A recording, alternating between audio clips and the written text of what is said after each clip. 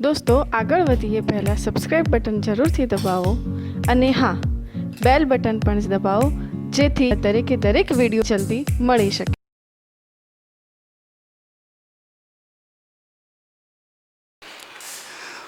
सार्थक अथवा तो अर्थसूचक अंको, अर्थसूचक अथवा तो सार्थक अंको बराबर है। અને એ નક્કી કરવા માટેના નિયમો। अब प्रश्न એ આવ્યો કે सार्थक अंको શા માટે જરૂર પડી આપણને, બરાબર છે। તો પ્રાયોગિક કે પછી ગણતરી કરેલા જે મૂલ્યો છે ધ્યાન રાખજો। પ્રાયોગિક રીતે કેટલાક મૂલ્યો મળતા હોય, કેટલાક સૈદ્ધાંતિક રીતે મળતા હોય, બરાબર છે। એમાં રહેલી અનિશ્ચિતતા, બરાબર છે। પોઈન્ટ પછી કેટલાય અંકો આવતા હોય, ઘણીવાર 10 ની ઘાતમાં મૂલ્ય આવતા હોય, પ્લસ ઘાતમાં, માઇનસ ઘાતમાં, તો આને સીમિત તો કરવા પડે, બરાબર। એ અનિશ્ચિતતાને અર્થસૂચક અંકોની સંખ્યા દ્વારા દર્શાવી શકાય છે, ધ્યાન રાખજો। એટલે આપણે સ્પષ્ટ લખી, ધ્યાન રાખજો મુદ્દો છે કે પ્રાયોગિક પોઈન્ટ, ધ્યાન રાખજો, પ્રાયોગિક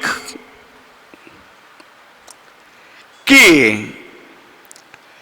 ગણતરી કરેલા मतलब सैद्धांतिक, હું જે લખું છું એક એક પોઈન્ટ બરાબર ધ્યાન રાખજો મિત્રો, ક્લિયર સ્પષ્ટ થઈ જશે દરેક વસ્તુ। તો પ્રાયોગિક કે ગણતરી કરેલ મૂલ્યમાં રહેલી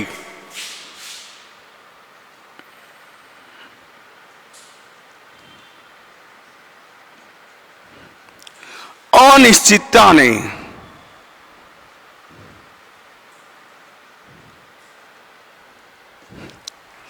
सार्थक अंकों द्वारा अथवा अर्थसूचक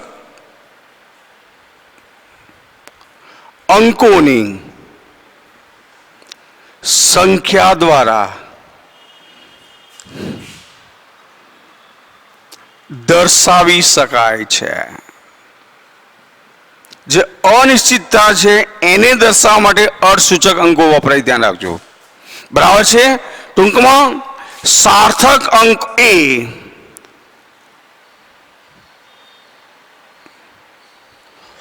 अर्थपूर्ण अंको है, जेनो कोई अर्थ निकले एवा अंको है।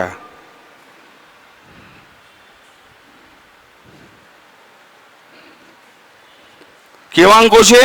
सार्थक अंको अर्थपूर्ण अंक है जे चौकसाई पूर्वक ज्ञात होय छे, जे चौकसाई पूर्वक ज्ञात होय छे, बराबर छे। जरूर छे एज पॉइंट हूँ लखुं छुं, बिनजरूरी वधारा लगतो नथी। अने अनिश्चिततानो निर्देश आ जे छे, जे अनिश्चितता आपणे दर्शावी छे एने केटलाक अंकोनी संख्या वडे दर्शावीने करवामां आवे छे। હવે અર્થસૂચક અંકો નક્કી કરવા માટે ચોક્કસ નિયમો છે મિત્રો, કે તમને કોઈ સંખ્યા લખીને આપી અને તમને પૂછ્યું કે આ સંખ્યામાં કેટલા અર્થસૂચક અંકો છે, બરાબર છે। તો એ ચોકસાઈપૂર્વક આપણે નિયમો ભણીએ, ધ્યાન રાખજો। તો 9 પોઈન્ટ આપણે ભણીએ છીએ, ધ્યાન રાખજો। આમ જ અર્થસૂચક અંકો નક્કી કરવા માટેના નિયમો, ધ્યાન રાખજો। અર્થસૂચક अंको नक्की करवा माटेना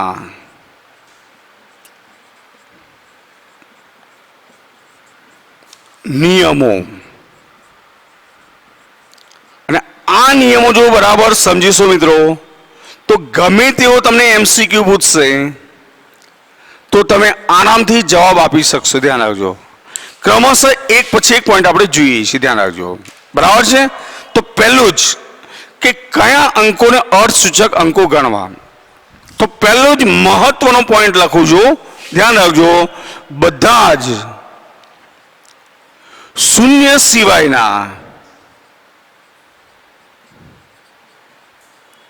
मतलब शून्य न होय ने एवा बधा ज अंको छे, ए बधा ज केवा छे? तो शून्य सिवायना बधा ज अंको, અથવા તો બધા જ શૂન્ય સિવાયના અંકો અર્થસૂચક અંકો છે.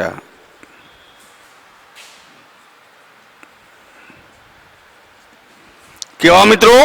શૂન્ય સિવાયના બધા જ અંકો અર્થસૂચક અંકો છે. બરાબર છે. જેમ કે હું ઉદાહરણ લખું છું, જેમ કે અથવા દાખલા તરીકે 285 સેન્ટીમીટર માપ તમને આપ્યું છે, તો આની અંદર 3 અર્થસૂચક અંકો કેટલા છે?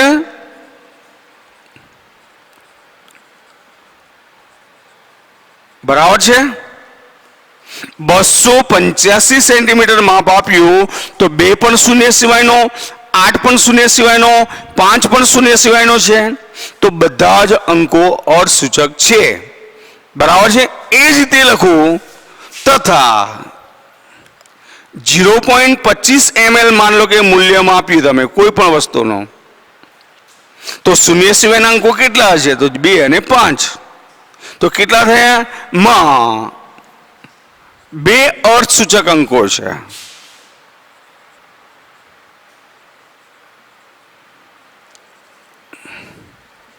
મિત્રો પહેલો નિયમ આપણો આ છે, ધ્યાન રાખજો. શૂન્ય સિવાયના બધા જ અંકો અર્થસૂચક છે. મગજમાં ખાસ રાખીશું. બરાબર છે. શૂન્ય સિવાયના બધા જ અંકો કેવા? અર્થસૂચક છે. નિયમ નંબર 1 આપણો પૂરો થયો. ધ્યાન રાખજો. નિયમ નંબર 2 ધ્યાન રાખજો કે શૂન્ય સિવાયના અંકની આગળનું ધ્યાન રાખજો. બીજો પોઈન્ટ છે શૂન્ય સિવાયની અથવા સિવાયના અંકની આગળનો શૂન્ય અર્થસૂચક નથી. કયો અંક?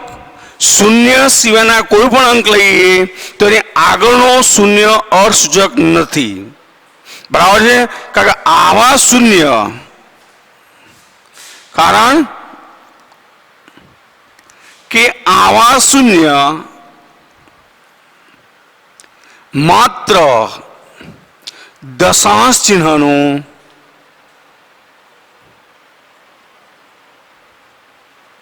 સ્થાન દર્શાવવા માટે વપરાય છે.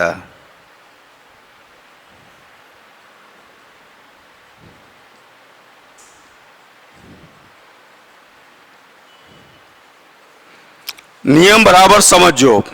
શૂન્ય સિવાયના જે અંકો કોઈ પણ લઈએ તો એની આગળ જે પણ શૂન્યો મૂક્યા છે એ કેવા નથી? અર્થસૂચક નથી. ધ્યાન રાખજો. શૂન્ય સિવાયના અંકની આગળનો જે શૂન્ય છે એ અર્થસૂચક નથી. બરાબર છે. દાખલા તરીકે હું લખું છું. દાખલા તરીકે 0.0525 આ એવી સંખ્યા તમને આપી. બરાબર છે. 0.0525 આવી સંખ્યા છે. તો આમાં અર્થસૂચક અંકો કેટલા મિત્રો?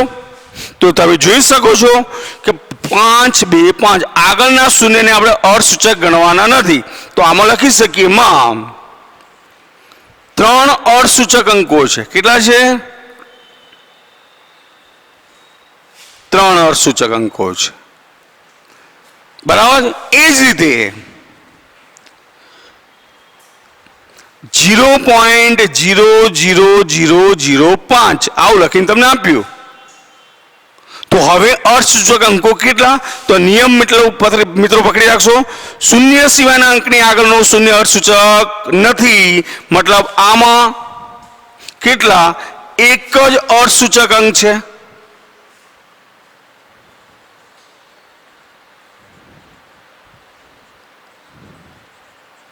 કેટલા? એક જ અર્થસૂચક અંક છે. ધ્યાન રાખજો. તો નિયમ નંબર બીજો થયો. ધ્યાન રાખજો. નિયમ નંબર 3 બરાબર છે. તો નિયમ નંબર 3 જુઓ. બરાબર સમજો. હું લખું જ છું પછી આપણે ચલો 2 નિયમો તો કોઈ તકલીફ નહીં હોય. બધા જ શૂન્ય સિવાયના અંકો અર્થસૂચક છે જ. શૂન્ય સિવાય અંકની જે અંક છે, શૂન્ય સિવાયના અંક, એની આગળનો શૂન્ય અર્થસૂચક આપણે ગણતા નથી. ચલો હવે નિયમ નંબર 3 માં જઈએ છીએ. તો પોઈન્ટ નંબર 3, હવે બે શૂન્ય સિવાયના અંકની બે શૂન્ય સિવાયના અંકની, હવે આપણે આગળની વાત કરી, હવે વચ્ચે લઈએ, ધ્યાન રાખો, બરાબર છે. વચ્ચે રહેલા શૂન્ય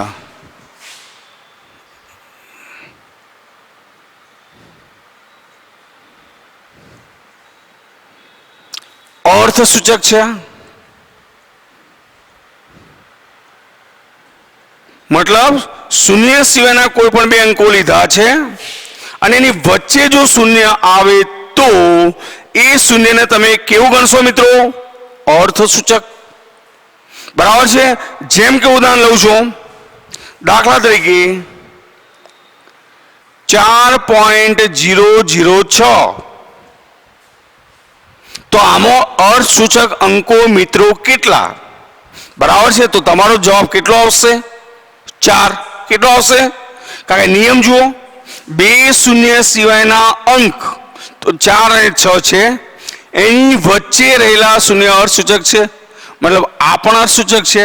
તો આમાં 4 અર્થસૂચક અંકો,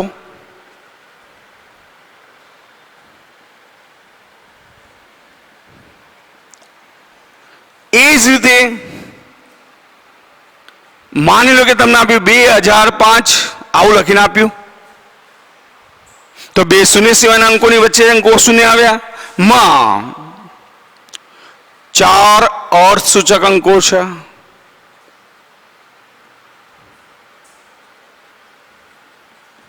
મિત્રો ધ્યાન રાખજો, નિયમ નંબર 3 આપણો કે બે શૂન્ય સિવાયના અંકની વચ્ચે રહેલા શૂન્ય કેવા છે? અર્થસૂચક છે. નિયમ નંબર 5 જોઈએ, જો અંકની જમણી બાજુનો છેડો એના પર શૂન્ય હોય, બરાબર છે, અને એ દશાંશ ચિહ્નની કઈ બાજુ? જમણી બાજુ આવેલો હોય. ધ્યાન રાખજો, જો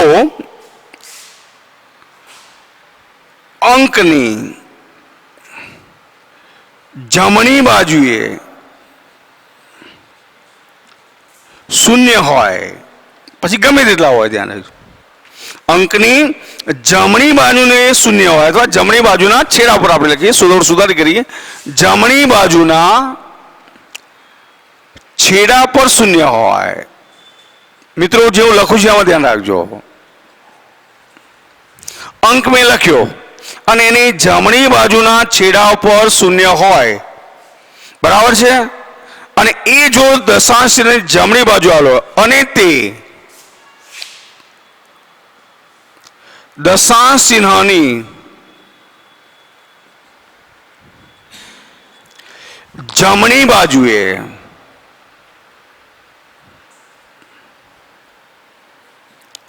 આવેલ હોય, ક્યાં આવેલ હોય?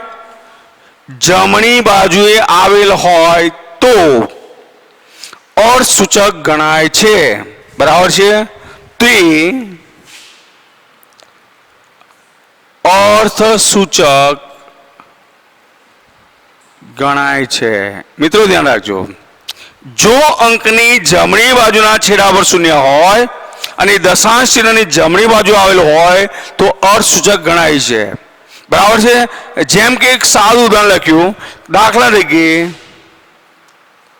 0.400 ગ્રામ આવું લખીને તમને આપ્યું, તો 4 પછી જમણી બાજુ, ને એ પાછું દશાંશ ચિહ્નથી જમણી બાજુ છે, તો આની અંદર કેટલા? 3 અર્થસૂચક અંકો છે. કેટલા છે? 3 અર્થસૂચકો. કેમ કે એ કંઈક વેલ્યુ બતાવે છે, બરાબર છે, પણ દશાંશ ચિહ્નની જમણી બાજુ આવેલા જે શૂન્ય છે, દશાંશ ચિહ્ન સિવાયની, પણ આપણે સ્પષ્ટ લખી ધ્યાન રાખજો, પરંતુ દશાંશ ચિહ્ન સિવાયની સિવાયની શું સંખ્યા લઉં? સંખ્યામાં જમણી બાજુ આવેલા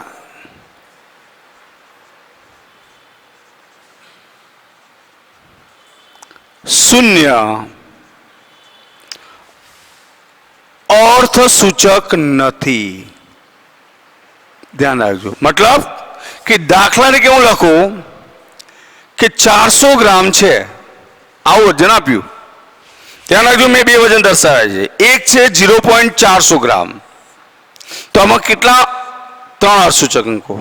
પણ હવે ખાલી 400 ગ્રામ હોય તો આપણી શરત જુઓ કે દશાંશ ચિહ્ન સિવાયની સંખ્યા લીધી. હવે મેં ક્યાંય દશાંશ ચિહ્ન મૂક્યું નથી, તો જમણી બાજુ આવેલા શૂન્ય અર્થસૂચક નથી. તો માં કેટલા અર્થસૂચક અંકો છે? એક જ અર્થસૂચક અંક છે.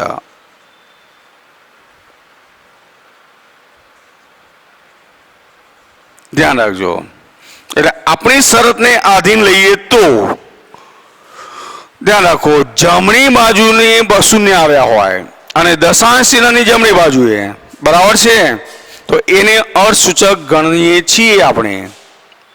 પણ દશાંશ ચિહ્ન સિવાયની સંખ્યા હોય અને પાછળ ગમે એટલા શૂન્ય હોય તો એને અર્થસૂચક અંક ગણતા નથી. ધ્યાન રાખજો, બરાબર છે. પછીનો નિયમ આપણે લખી છીએ, ધ્યાન રાખજો કે ચોક્કસ સંખ્યા તો ચોક્કસ અંક લઈએ. ખાલી હું એમ કહું 2 તો તમે સીધો જવાબ આપશો કે અર્થસૂચક અંક 1, પણ વાસ્તવમાં અનંત અર્થસૂચક અંકો હોય. ખ્યાલ આવે છે? એને વેલ્યુ દર્શાવવા માટે ગમે એટલા ઝીરોની જરૂર પડી શકે છે. જેમ કે 2 સેમી બોલું તો એમ ના બોલે મારે 2 સેમી, 2.00 સેમી આપણે બોલીએ છીએ. ખબર પડે છે? 2 કિલોગ્રામ બોલું તો 2 કિલોગ્રામ એમ નહીં, 2.000, 3 0 પાછળ મૂકીએ છીએ. બરાબર છે? એટલે ચોક્કસ અંકને ધ્યાન રાખજો. પછીનો પોઈન્ટ આપણે લખીએ છીએ. પછી એ સંખ્યાને આપણે ધીમે ધીમે વૈજ્ઞાનિક અંક પદ્ધતિ તરફ લઈ જઈએ છીએ. ધ્યાન રાખજો, જેથી આપણને સરળતા રહે. એટલે આપણે સીધો એક નિયમ બીજો પણ લખીએ છીએ કે ચોક્કસ અંકને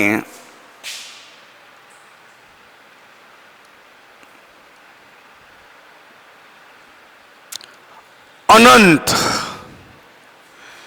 અર્થસૂચક અંકો હોય છે.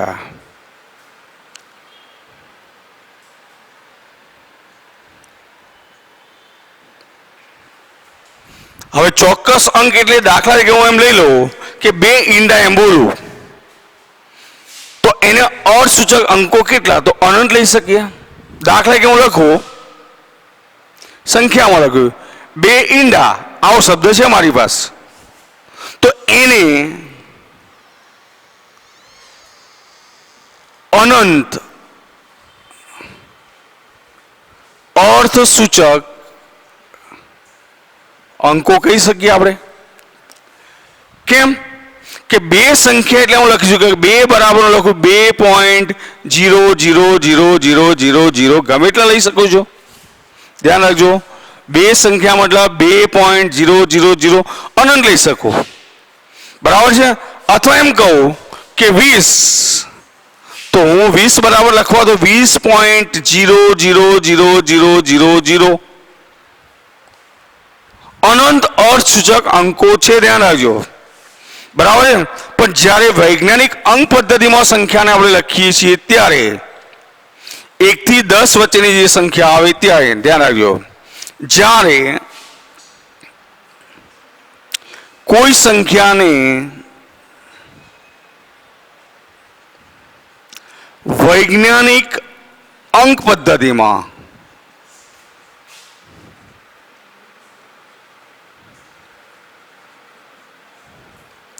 દર્શાવવામાં આવે ત્યારે 1 અને 9 વચ્ચેની, ત્યારે 1 અને 9 વચ્ચેની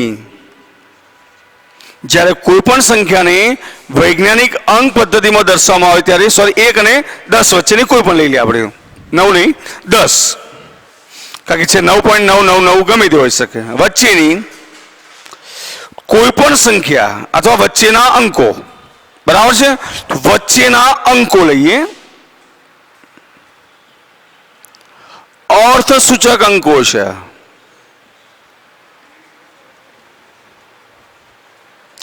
મતલબ કે મારી પાસે આવી સંખ્યા છે 50.0025 આવી સંખ્યા છે. તો આને હું વૈજ્ઞાનિક અંક પદ્ધતિમાં લખું તો તમારી જોડે એક વસ્તુ ક્લિયર છે કે 5.00025 ગુણ્યા 10 ની કેટલી ઘાત થાય? તો 1 ઘાત મિત્રો. તો આની અંદર અર્થસૂચક અંકોમાં આ મગજમાં લેવું ને આ લઈ શકીએ. તો અહીંયા અર્થસૂચક અથવા અહીંયા ગમે એટલા પાછળ 0 મૂકી દો, કોઈ વાંધો નહીં, ધ્યાન રાખો.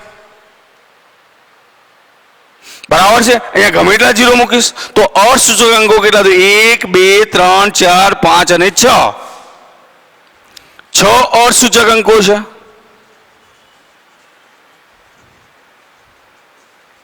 બરાબર છે. માની લો કે તમારી પાસે 0.000329 આવું લખીને આપ્યું છે. તો હું લખીશ 3.29 ગુણ્યા 10 ની -4 ઘાત લખાશે. તો આમાં કેટલા અર્થસૂચક અંકો મિત્રો લઈશું? આપણા નિયમને અનુસરીએ તો બરાબર છે. તો આની અંદર 3 અર્થસૂચક અંકો છે.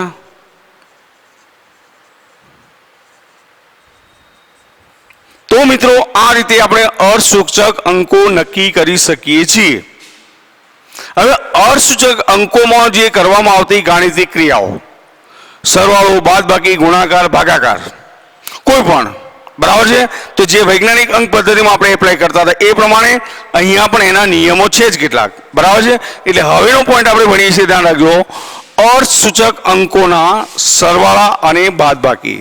મિત્રો હું વારંવાર કહી રહ્યો છું, ધ્યાન રાખજો, આની આ જ વસ્તુ તમે ફિઝિક્સમાં પણ ભણી રહ્યા છો, બરાબર છે. આની આ જ વસ્તુ ફિઝિક્સમાં પણ ભણી રહ્યા છો, એટલે ચોકસાઈથી ધ્યાન રાખજો. તો હવેનો પોઈન્ટ આપણે લઈએ છીએ અર્થસૂચક અંકોનો અથવા અર્થસૂચક અંકોના સરવાળા અને બાદબાકી.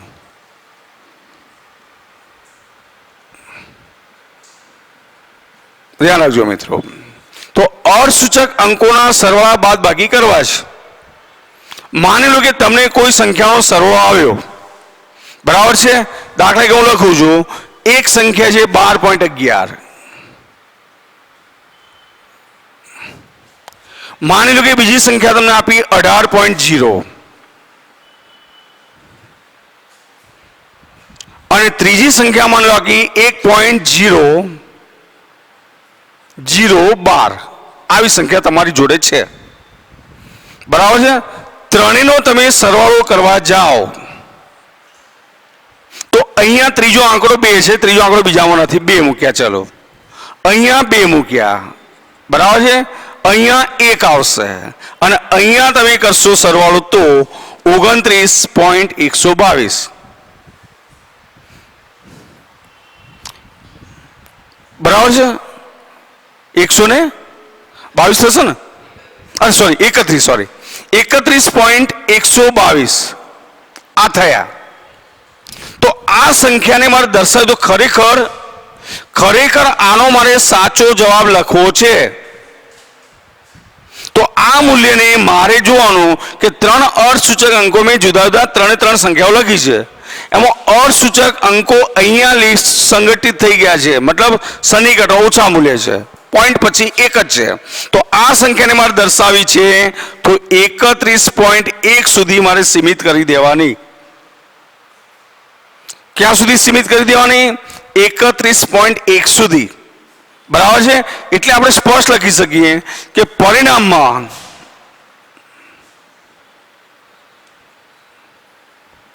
મળતા અંકો, કોઈ પણ પરિણામમાં મળતા અંકો છે એ બંને મૂળ અંકોથી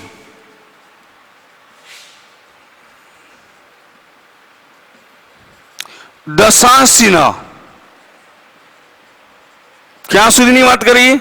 દશાંશ ચિહ્ન ની જમણી બાજુના અંક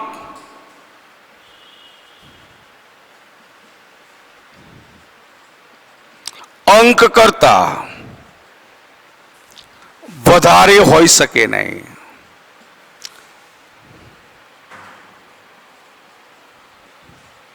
મિત્રો ધ્યાન રાખજો. બીજું સાદું ઉદાહરણ એ દાખલા તરીકે મારી પાસે 1.21 આપેલા છે, બરાબર છે, 2.07 આપેલા છે અથવા 0.73 આપેલા છે, અને એક સંખ્યા છે મારી પાસે 5.1. તો હવે મારે સરવાળાની અંદર તમને ચોક્કસ ખબર પડશે કે દશાંશ ચિહ્ન પછી ટોટલ કરતા મને કેટલા અંક મળ્યા? 1 જ. કેમ કે દશાંશ ચિહ્ન પછીની વાત કરીએ, મૂળ અંકની જમણી બાજુના અંક કરતા વધારે જવાબ નહીં લાવવાનો. મતલબ કે અમે અહીંયા મૂક્યા તો 3 મૂકી દીધા, અહીંયા મૂકી દીધા અમે 7 ને 1 8 મૂકી દીધા, અહીંયા 2 ને 1 3 મૂકી દીધા, બરાબર છે. દશાંશ ચિહ્ન હતું ત્યાં મૂક્યું છે, 5 ને 2 7 1 8 મૂકી દીધા. તો આનું જે સાચું મૂલ્ય મારે અર્થસૂચક તરીકે દર્શાવવું છે તો એ કેટલું લખવું પડે? 8.3. આમ તો નિયમ પ્રમાણે આ છે, પણ પછીનો આંકડો આપણો 5 કે 5 થી મોટો હોય એનો નિયમ આપણે ભણીશું જો કે, બરાબર છે. તો આ મૂલ્યને હું સન્નિકટન કરીને આમ લખી શકીશ કે 8. કેટલા લખી શકું? 34 છે તો 38 લખી શકું, અને 8 છે એટલે 8 આગળ 1 ઉમેરી દઉં એટલે 4 લખી શકું છું. એટલે ઘણી વખત તમને આની જગ્યાએ આ સન્નિકટન કરેલું જોવા મળશે. ખ્યાલ આવશે? આમ આંકડો તો દૂર કરવાનો છે જ. આ દૂર કરીએ ત્યારે આગળની સંખ્યા અમે ઉમેરીશું એટલે 8.4 લખી શકીએ છીએ. મિત્રો બીજી ગાણિતિક ક્રિયાઓની ચર્ચા આપણે પછી કરીશું.